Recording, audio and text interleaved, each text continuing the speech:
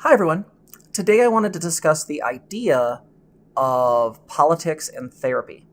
One of the beliefs that I think a lot of people hold is that therapists, by their nature, are supposed to be apolitical. That is, they are politically neutral and supposed to be there for their clients as their clients appear. And I agree with this sentiment, at least in regards to the therapist's treatment of people. Because I think there's a way in which values need to be respected about any client that's coming in. However, I want to make an argument today that my profession specifically, counselors, have a moral duty to they themselves be liberal or leftist. My goal of this is not so much of a forceful you must do this as a more prescriptive argument to make the claim that you could be nothing but those things. And I think that's something that needs to be understood.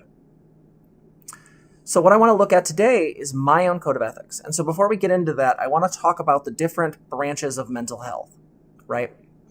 So there's a ton of different variation, but there's 4 specific types of mental health professional that I'm familiar with and work with, and these tend to be the big overview. So first and foremost, there's psychologists. Psychologists are taught the clinical practitioner model, which is this sort of idea of they're sort of both therapists, and they do really good at that, and researchers. They're really good at that kind of stuff. And often psychologists are people that are really good at specific types of very, very protected types of assessment, right? They'll do very, very formal testing, such as like testing for like certain types of mental health or testing for, say, a particular type of disorder, whatever. To be a psychologist these days means that you're probably going to have a doctorate. There are some places where you can practice with a supervisor with a master's, but the reality of the situation is that's becoming few and far between in some places because there's a lot of political stuff involved in that, but essentially it's sort of kind of people pulling ranks.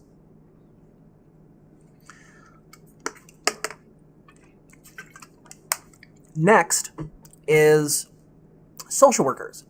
So social workers are generally given, and they'll have a lot of names for this, but the 2 basic formats or their structures of their programs tend to be, some states allow for bachelors, most are masters. A master's in social work can go one of two different directions. It's either macro or micro.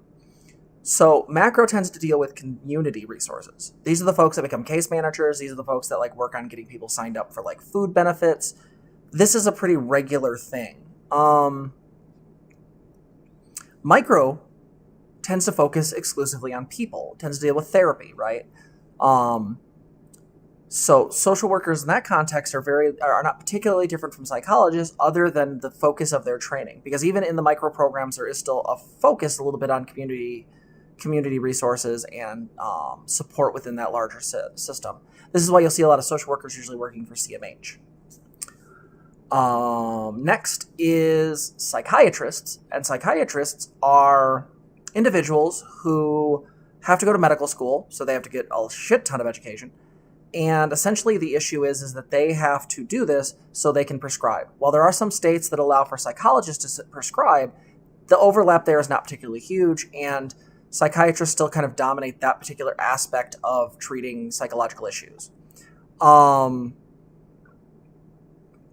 know less about their programs because of going into medical school, because I haven't done that myself.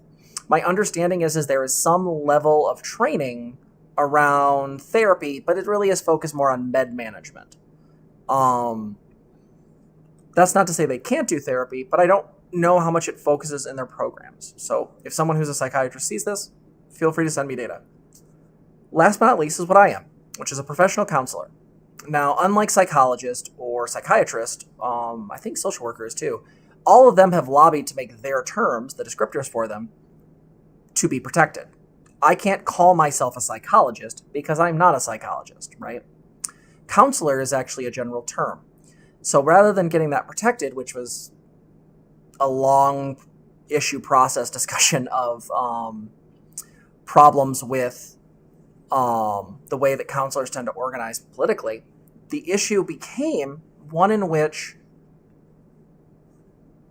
counselor became sort of synonymous with either school, in the form of school counselors, which we do learn how to do. Our colleges are usually out of the College of Education. But we're also we also tend to be in the role of sort of therapist and counselor because of the synonymousness of it. There's lots of people saying they're doing counseling. There's lots of people who, depending on their degree, are saying they're doing some form of counseling. But there's an argument to be made that what they're doing is therapy, not counseling, because counseling theoretically would only be with a counselor. I know it sounds like I'm playing a semantics game, but there's a reason why these terms are protected, because if people can just call themselves things, that's an issue. Counselors, sadly, did not take that opportunity to do that, so here we are. Counselors, as far as I know, are trained in generally two paths. Many programs will just sort of fusion-ha these together, and that's really cool, but they go like this. There's school counseling, which focuses less on mental health and mental health treatment, and so their programs, if they are separate, tend to be much more focused on school administration, schedule setting, looking for signs of abuse, things like that. However, if you're talking about someone like myself, we tend to call ourselves either just counselors. In my program, it was called community counseling, and the more general term these days is clinical mental health counselor, because that describes more adequately what we actually are. So a clinical mental health counselor is somebody who's trained exclusively in doing therapy. Our programs focus almost exclusively on either sort of learning various aspects of psychology or various levels of which to how to clinically support someone in a therapy session, run groups, that kind of stuff. All four of the professions that I'm talking about can do some level of therapy. There are arguments between them as to who does what and how well. I tend to have my own biases in that, obviously towards myself first and foremost, but I do think, generally speaking, someone's background insofar as their degree is less important than where they're coming from ideologically. And this gets into where I want to make a differentiation. So I want to show you guys this. So what I have right here is put it over here so it's big enough. There we go. This is the ACA Code of Ethics for 2014. There have been some mild updates, but this is basically the thing that my degree uses to discuss mental health treatment and the way to do it properly. So the thing I want to be very clear on is this. The way this works is we have to abide by these to the best of our ability. And they are not so much hard rules, you must do this, but in the sense that they are generalizations or guidelines into where behavior should be at. There's a slight distinction there. There is some things in here where we have to have some wiggle room because there are unique situations that pop up, but some of these things have to be very, very specific. And the biggest ones are the ones we're going to talk about today. When I say that therapists need to ideologically be in some way left-leaning to be consistent with their profession, specifically counselors must do this in my mind. This is where we get into this. So I want to zoom in on, let's see if I can do this without screwing things up. So the preamble. The American Counseling Association's ACA is an educational, scientific, and professional organization whose members work in a variety of settings and serve in multiple capacities. Professional values are an important way to live out an ethical commitment. The following core values of the counseling profession are enhancing human development throughout the lifespan, honoring diversity and embracing a multicultural approach to support the worth, dignity, potential, and uniqueness of people within their social and cultural contexts, promoting social justice. See, we're already starting to get somewhere. Safeguard the integrity of the counselor-client relationship, practicing in a competent and an ethical manner. Okay, so you understand those. You're starting to probably also see why this argument makes sense and why it's important. I don't think you can be a conservative and practice these. Enhance human life throughout development? I mean, let's be super fucking clear. Like, anyone that's voting for a conservative person doesn't give a fuck about human beings past birth. They might be pro-life. They might be okay with with protecting, fetuses, but are they really being like caring about life throughout development? That is not consistent with anything. Republicans, conservatives, and fascists don't even give a shit about like the life of a mother in the case of a child potentially, in birth killing this person, especially in issues of either the person being exceedingly young or in cases of incest, right? Like, this is really kind of fucked up to think, okay, you can practice a conservative view in your personal life, but then you go to work and pretend that you give a fuck about people throughout their lifespan. That doesn't lead up. Your actions are not consistent. And while I don't necessarily fetishize consistency, I do think it's a thing to strive for. My belief is, generally speaking, human beings are by nature hypocrites. Our actions and our beliefs don't always line up. But I think the goal is to some degree work towards a situation where we can, by definition, push that gap further together, bridge it to some degree. We're never going to get there, but we're going to at least be able to make it better. So we'll go on. These professional values provide a conceptual basis for the ethical principles enumerated below. These principles are the foundation for ethical behavior and decision-making. The fundamental principles of professional ethical behavior are autonomy, or fostering the right to control the direction of one's life, non-malfeasance, or avoiding actions to cause harm, beneficence, or working for the good of the individual and society by promoting mental health and well-being, justice, or treating individuals equitably and fostering fairness and equality, fidelity, or honoring commitments, keeping promises, including fulfilling one's responsibilities of trust in professional relationships, and veracity, or dealing truthfully with individuals with whom the counselor comes into a professional contact. These values, while popped up by lots of folks, by definition, are not really held in conservatism. They're just not. Like, conservatives like talking shit about autonomy. They have this big hard-on for liberty. But the reality of the situation is their concept of liberty is so limited, it's fucking nonsense. Like,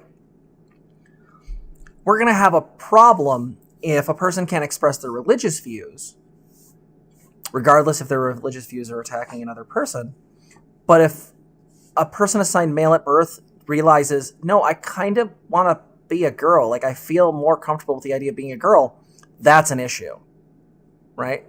So this idea of autonomy is completely nonsensical, because autonomy in the general sense, like the actual classical libertarian sense, or in the sense of like liberty as we think about it, is by its nature not a conservative value. Non-malfeasance, or avoiding actions that cause harm. Really? Have you seen the Proud Boys? You cannot be right-leaning and support the actions of the people that are currently propping up your movement. Right? Every time Ben Shapiro lies about trans women, he is doing harm.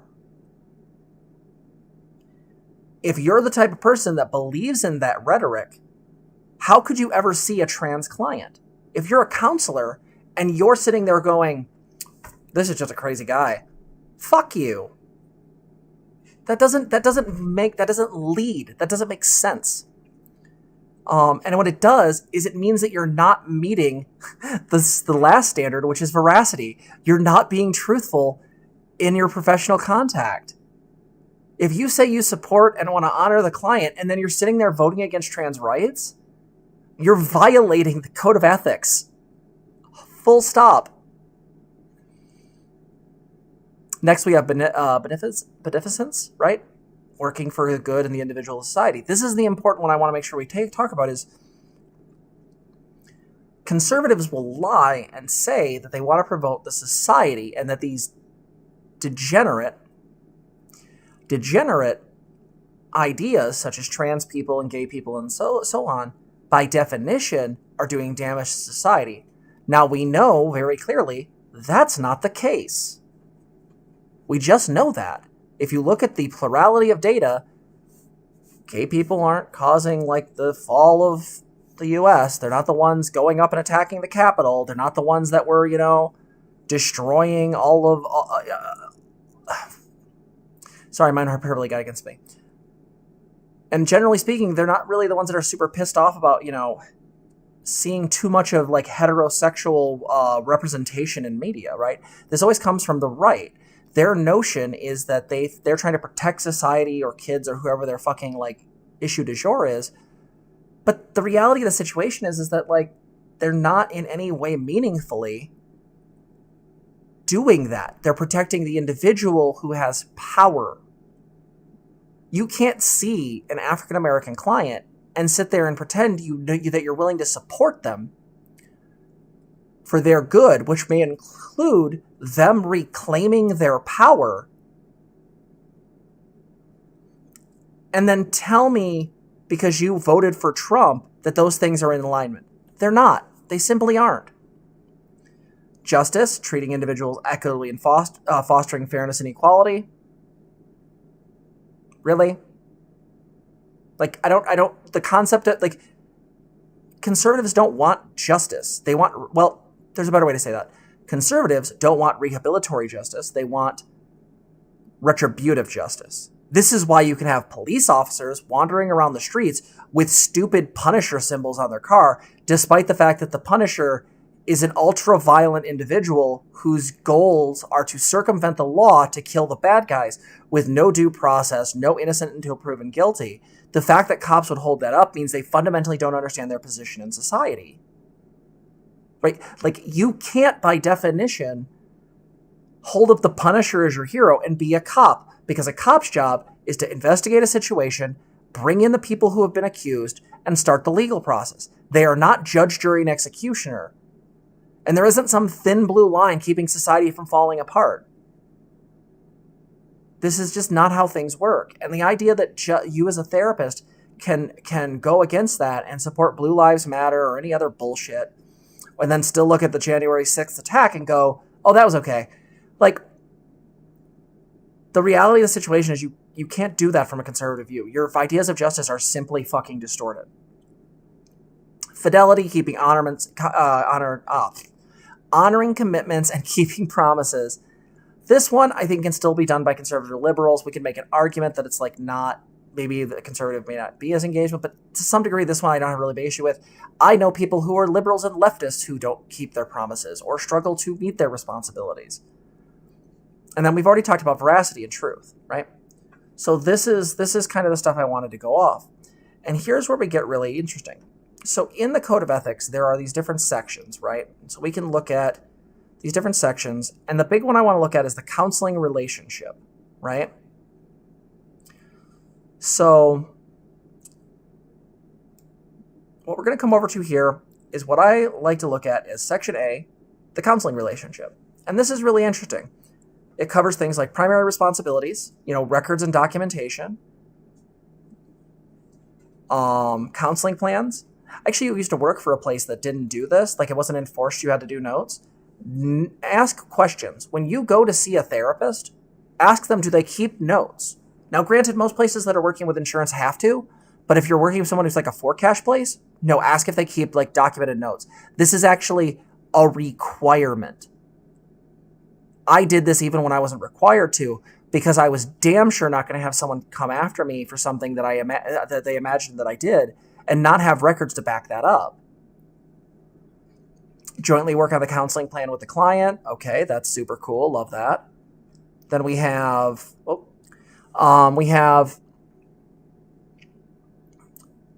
right, so like work with the client and their communities and the various parts of their communities. Super cool. Informed consent, types of information needed, and so on, right? Here's where we get to the interesting stuff, right up here. In Section A, Subsection 2, Part C, developmental and cultural sensitivity. So, counselors communicate information in ways that are both developmentally and culturally appropriate. Counselors use clear and understandable language, when discussing issues related to informed consent. When clients have the difficulty of understanding the language the counselor uses, counselors provide necessary services, e.g. arranging for a qualified interpreter or translator, to ensure comprehension by clients. In collaboration with the clients, counselors consider the cultural implications. So this is a big part. We're already getting into a multiculturalistic view. This idea is that other people live in a worldview or a background that is different from yours. But again, if you're an ethno-nationalist or a conservative, but whoops, a tautology, the fact of the matter is that like this is basically you saying that even if you tout this professionally, if this isn't how you are in your life, I don't understand how you can be of any use professionally. If you're voting in people that are going to systematically cut out the support and help for people, guess what? You can't do this. You can't really be culturally sensitive. If you're trying to stop the bad Muslims from coming in, you can't fucking do this. Because your actions at a personal level actively subvert your actions at a professional level. Like, I feel like I'm taking crazy pills here. You can't do that. Inability to give consent, super cool. Mandated clients. I have mixed thoughts about mandated clients. This is a bit of a tangent. I'll cover this more. I don't like the outcomes for mandated clients. I find them to be really questionable, and I think there needs to be some very real systemic changes to make mandated clients more effective, because we can't keep having a retributive justice system and then say, oh, you need therapy, because our justice system regularly and completely inflicts violence on lots of fucking people. And then you send them, resistantly might I add, to go see a therapist, and guess what? They don't react well to that. But here's the one I wanted to get to. Section A, subsection 3. Client served by others. So the biggest part is, when a counselor learns that their client are in a professional... Yeah. So work better with people that are in your professional blah, blah, blah, blah.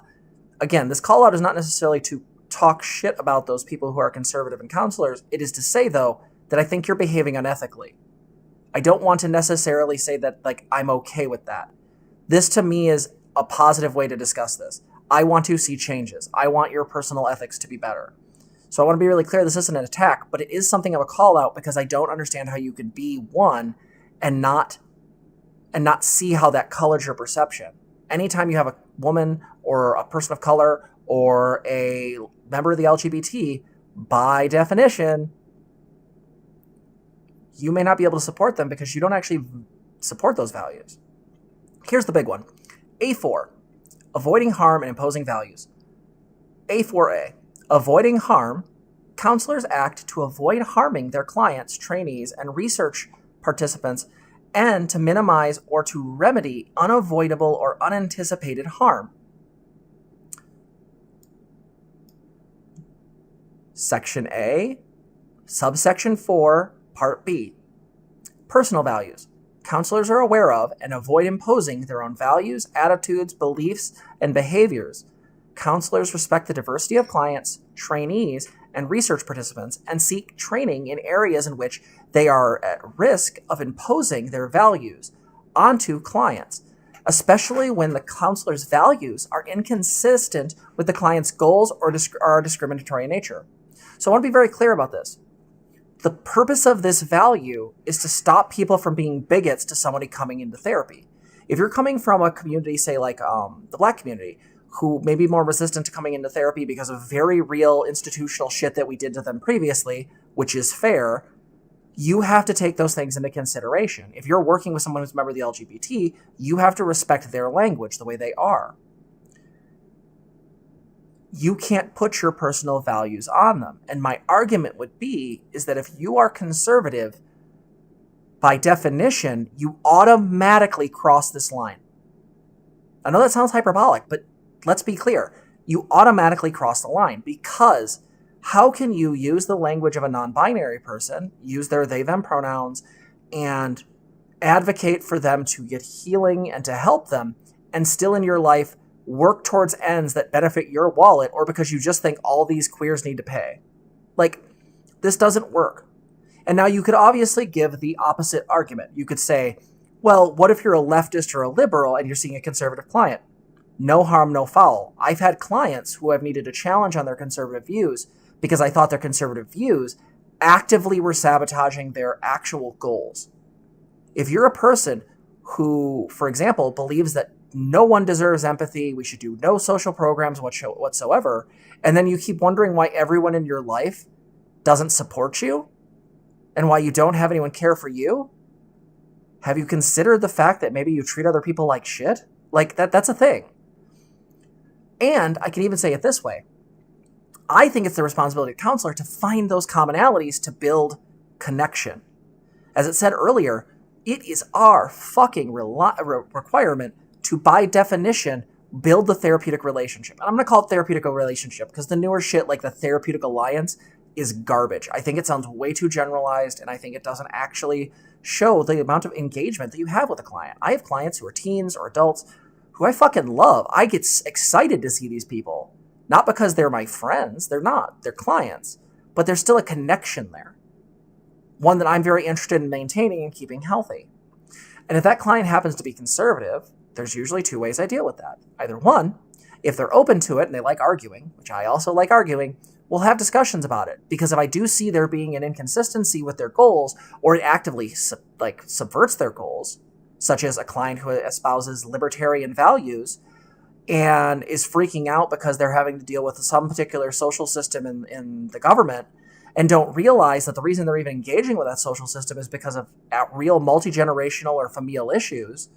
No, you kind of have to challenge that shit. We do this in therapy all the time. You challenge people on their negative self-talk, and to some degree, I don't see how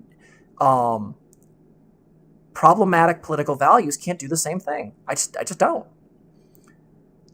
I also advise counselors, and really any mental health professional, but counselors are the ones I'm focusing on, to go through and make a very real effort to find those commonalities of connection. I'll give you an example.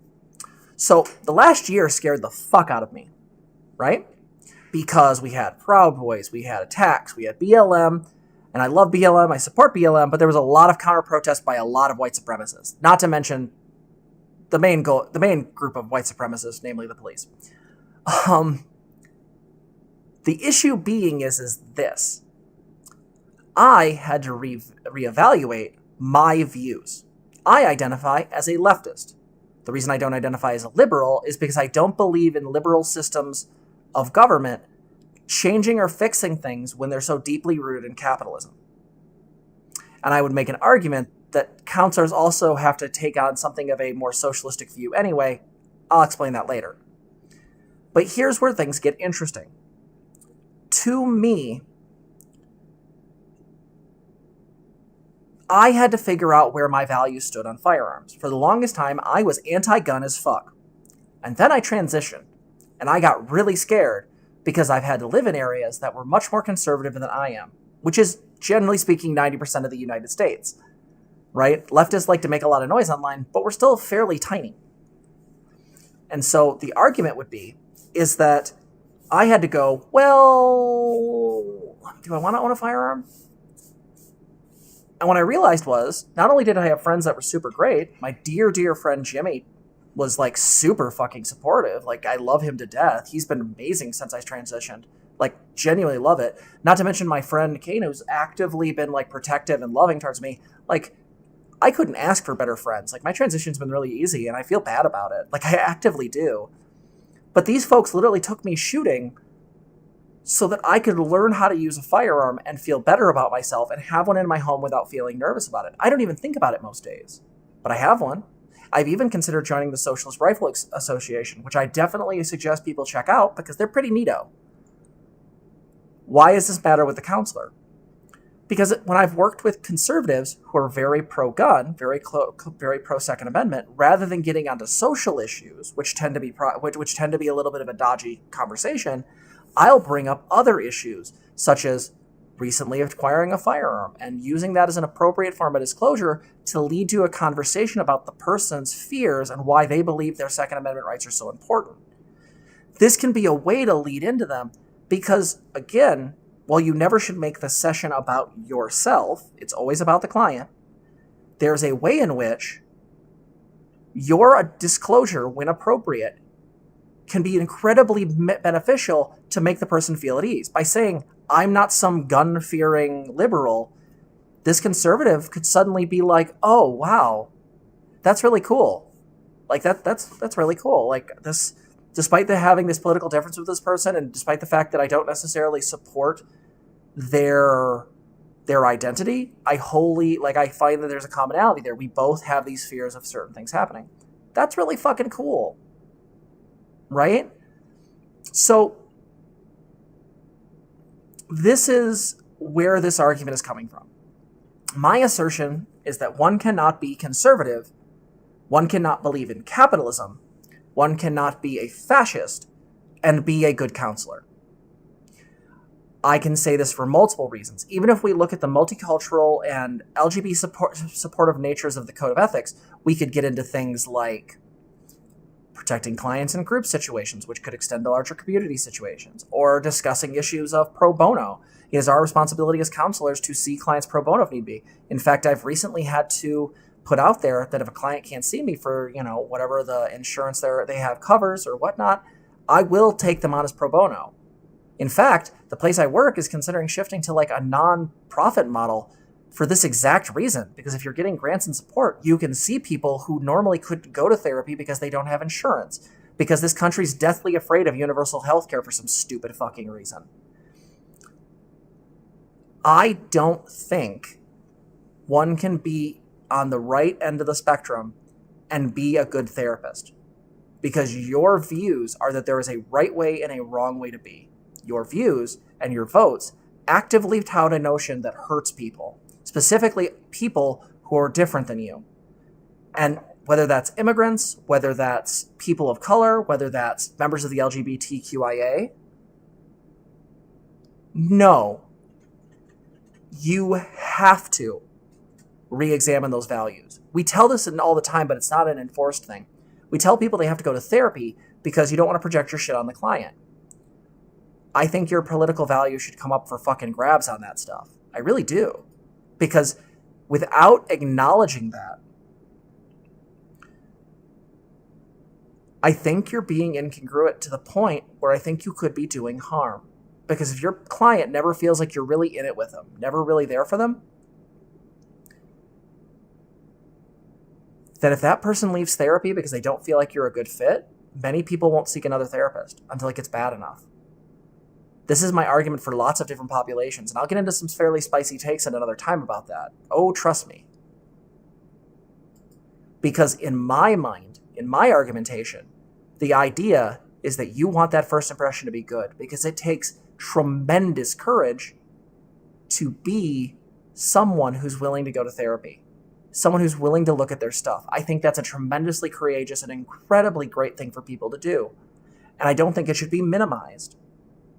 And if you have someone come in who is thinking they're trans and you do everything you can to convince them they don't have gender dysphoria because you don't believe in that or you don't believe in trans people, you are actively doing harm. And we know what this stuff looks like. This is how we lead to higher suicidality. This is how we look at people not coming back to therapy. If there are ways in which a particular population is vulnerable, then arguably speaking, by shooing them out of therapy, you are doing harm. And this is actually reified within this Code of Ethics. There was an issue that happened at EMU several years back, Eastern Michigan University. And the issue was this. A girl was asked to work with a homosexual client. This girl said no because she was a Christian. They told her, you're gonna fucking do it. And this led to a giant lawsuit, and eventually I think she won because the Code of Ethics at the time was different. The Code of Ethics then changed, and it changed particularly because the idea is you're a fucking counselor. You need to be able to see everyone equally and support everyone equally, regardless of where they're coming from. And that means everyone. I can name populations right now that a lot of people are squicked about, but guess what? Still them too. Right? Your goal is to make things better. That's it. And you can't shoo them away. In fact, the only way you can refer them out, and this is very, very hard line, You can't refer them out because their values are different than you. You can't refer them out because their values are somehow incongruent. They can only be referred out is if they're covering something that you don't have expertise in or don't have enough knowledge in. If you're a conservative person that tends to work with a largely Christian, cis, white, het community, and you get a trans person, I don't really have an issue with you referring them to someone if you do it in a gentle way and make it very clear that this is an issue of competence. But, I mean, how many times do conservatives actually admit when they're being incompetent? This is the problem. I think it is perfectly acceptable in therapy to ask the very first day, where are your political leanings? Ask your therapist this. If we're going to have this fucking commodity culture capitalism, guess what? You are the customer. You are the consumer. We use that language in community mental health, right? So my argument is this. If you, by definition, want to practice and be supportive and do what's right, you have to come from a leftist view. You just do. And I understand that this is going to be a spicy take because there's a lot of people who engage with therapy in such a way as to try to keep it very separate from their personal lives. I don't think that's possible for marginalized people. My therapy is with a tremendous amount of trans people. A lot of trans boys, actually. Trans boys are super rad. I really like seeing their growth, especially with younger folks that are really coming into their own. Trans boys are super cool. Let's be very clear. Love trans boys.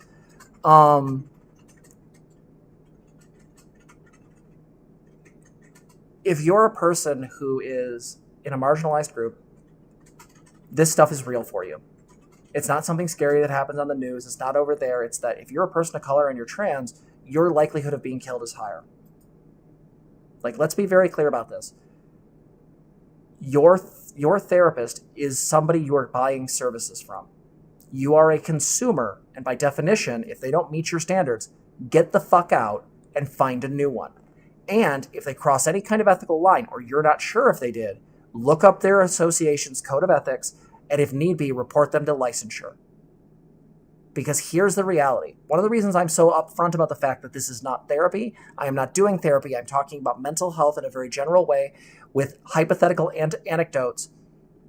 The reason I make that very clear in all of my videos is because, let's be very super clear, I am not doing therapy with you, and I want to make sure that I'm not harming anybody by making it seem like I am.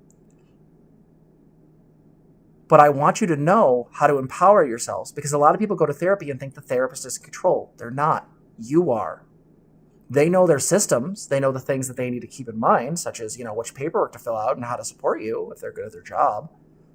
But you're the one in command.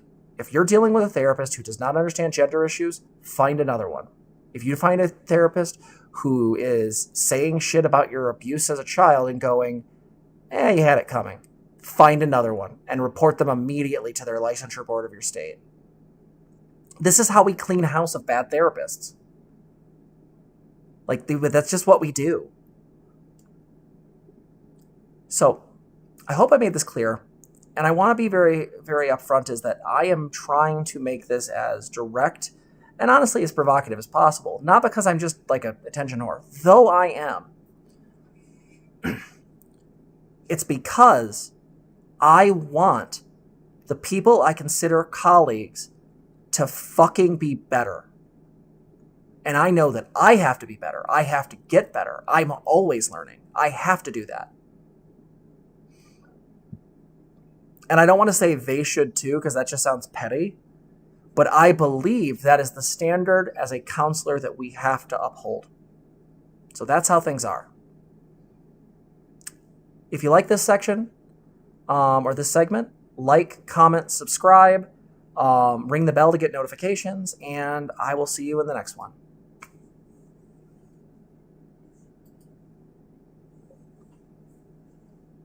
All right, awesome. I think that went really well. Elizabeth, yeah, super cool. So we can talk about this a little more now that we're kind of done with the segment section. So hopefully you can see kind of this argument, like, I really want patients or clients or however you want to frame them as being very much in control. Because when therapists start getting therapists start getting uppity and start thinking that they're the ones that are running shit, I think this goes really poorly. I do not walk into sessions being like I'm the queen shit. I go into sessions with the intention of supporting people and challenging them as need be. I've even had to walk back challenges before because in a lot of ways, what's happened is that I've had clients where their misunderstanding of my challenge has required me to go back and reassert what I mean. I'll give you an example. So let's say I'm working with like a trans masc person, right? Someone who identifies more masculine, but maybe is non-binary, or they're not quite ready to commit to trans man. Could be any number.